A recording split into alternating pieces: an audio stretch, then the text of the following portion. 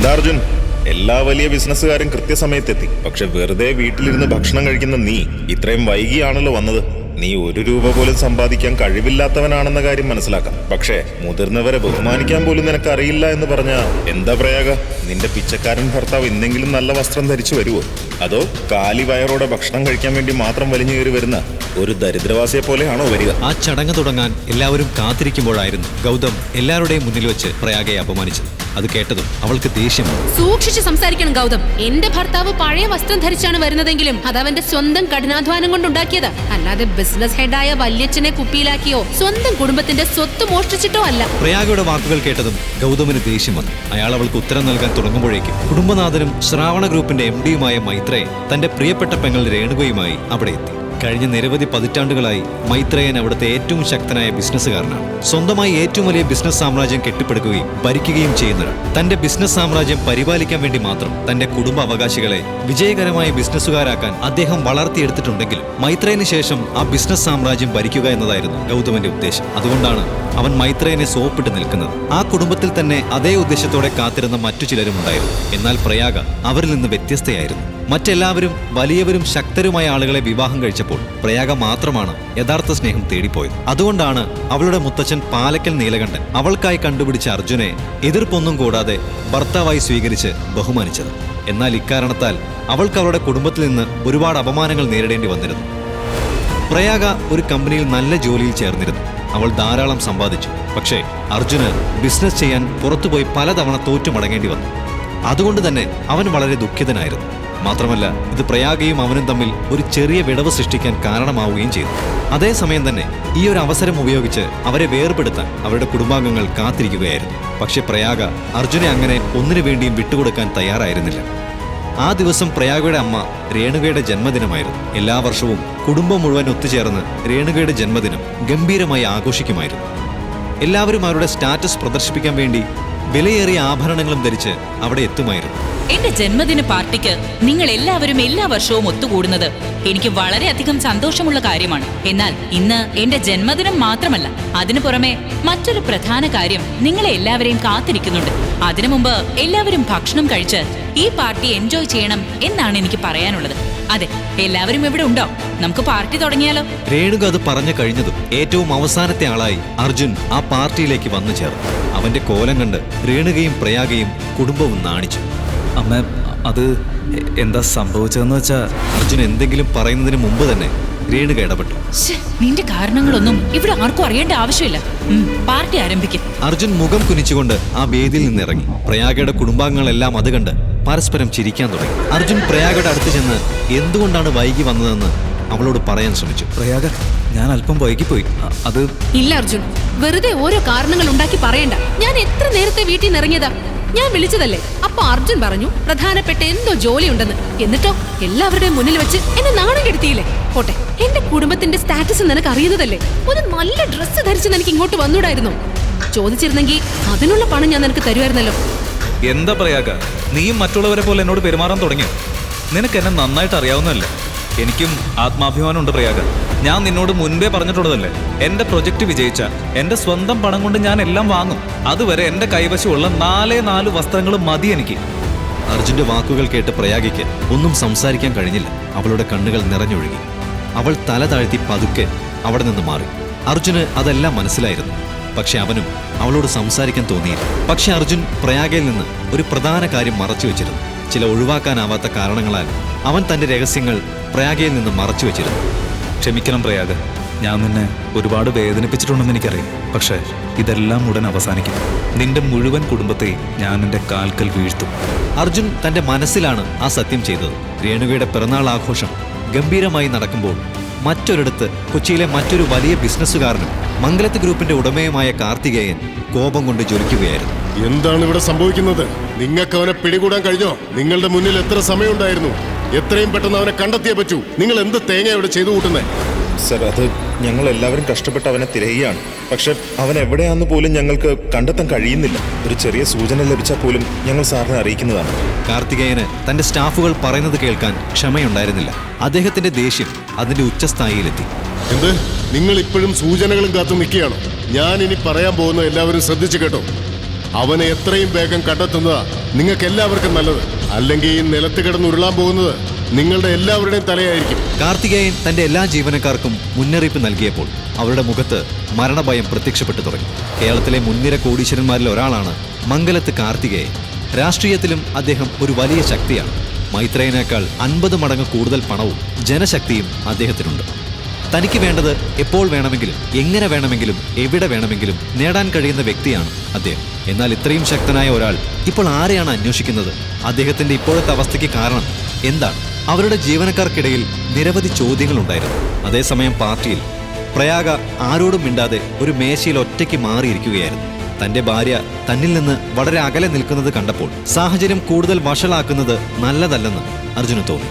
അർജുൻ നേരെ വാഷ്റൂമിലേക്ക് പോയി കണ്ണാടിയുടെ മുന്നിൽ നിന്നു. എന്നാൽ കണ്ണാടിയിൽ കണ്ട രൂപം വളരെ ഭയാനകമായിരുന്നു. ചുവന്ന കണ്ണുകൾ, ശരീരത്തിൽ നിന്ന് പ്രസരിക്കുന്ന തീവ്രമായ വെളിച്ചം സൂര്യനെ ഭൂമിയിലേക്ക് കൊണ്ടുവരുന്നതായി തോന്നി. പെട്ടെന്ന് അവൻ കണ്ണുകൾ അടച്ച് ഏതോ മന്ത്രം ജപിച്ച് കൈ ഉയർത്തി. അപ്പോൾ അവന്റെ കൈപ്പത്തിയിൽ പുക പ്രത്യക്ഷപ്പെട്ടു. ആ പുകയിൽ നിന്ന് ഒരു രഹസ്യ മൊബൈലും ഒരു ചിപ്പും വന്നു. അവൻ ആ ചിപ്പ് മൊബൈലിലിട്ട് ആക്ടിവേറ്റ് ചെയ്തു. കുറച്ച് നിമിഷങ്ങൾക്കുള്ളിൽ ആ മൊബൈലിൽ നിന്ന് ചില രേഖകൾ പ്രോസസ്സ് ചെയ്യാൻ തുടങ്ങി. അതേസമയം തന്നെയാണ് മംഗലത്ത് ഗ്രൂപ്പിൽ ഒരു ഭൂകമ്പം ആരംഭിച്ചത്. സർ, വളരെ പ്രധാനപ്പെട്ട കാര്യം പറയാനുണ്ട്. കാർത്തികേയൻ തന്റെ സ്റ്റാഫിനോട് തന്റെ ക്യാബിനിലേക്ക് വരാൻ പറഞ്ഞു. എന്താ സംഭവിച്ചത്? സർ, ഇതുവരെ നമ്മൾ അന്വേഷിച്ചുകൊണ്ടിരുന്ന ആളെ കണ്ടെത്തി. എന്ത് സത്യമാണോ ഈ പറയുന്നത്?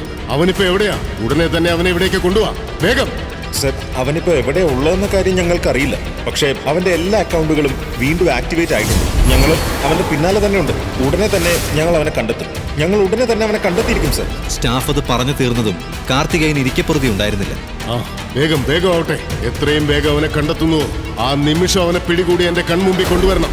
ഒരു മിനിറ്റ് വൈകിയാൽ പോലും ഈ സാമ്രാജ്യം മുങ്ങിപ്പോകുമെന്ന കാര്യം നിങ്ങൾ മറക്കരുത്. ദേഷ്യത്തോടെ ഇതും പറഞ്ഞ് കാർത്തികേയൻ ഒരു സിഗരറ്റിന് തിരികൊളുത്തി. അപ്പോഴേക്കും മറ്റൊരാൾ അവിടേക്ക് കിതച്ചുകൊണ്ട് ഓടി വന്നു. സർ, നമ്മുടെ ഒഫീഷ്യൽ മെയിൽ ID-യിൽ ഒരു പ്രധാന അറിയിപ്പ് വന്നിരിക്കുന്നു. എന്താണ് മാറ്റം? നമ്മുടെ കമ്പനിയുടെ എല്ലാ ഓഹരികളും മറ്റൊരാളുടെ പേരിലേക്ക് മാറ്റി. ഗ്ലോബൽ മാർക്കറ്റിൽ കമ്പനിയുടെ അവസ്ഥ വളരെ താഴ്ന്ന നിലയിലേക്ക് പോയിക്കൊണ്ടിരിക്കുക. നിങ്ങൾ എന്താ ഈ പറയുന്നത്? അതെങ്ങനെ സാധ്യമാവും? ആരുടെ പേരിലായി ഓഹരികൾ കൈമാറ്റം ചെയ്തിരിക്കുന്നത്? സർ, അത് പറയാൻ എനിക്ക് പേടിയാണ്. നിങ്ങൾക്ക് പേടിയാണെന്നോ? നിങ്ങൾ എന്താ ഈ പറയുന്നത്? അതും എന്റെ കണ്ണി നോക്കി.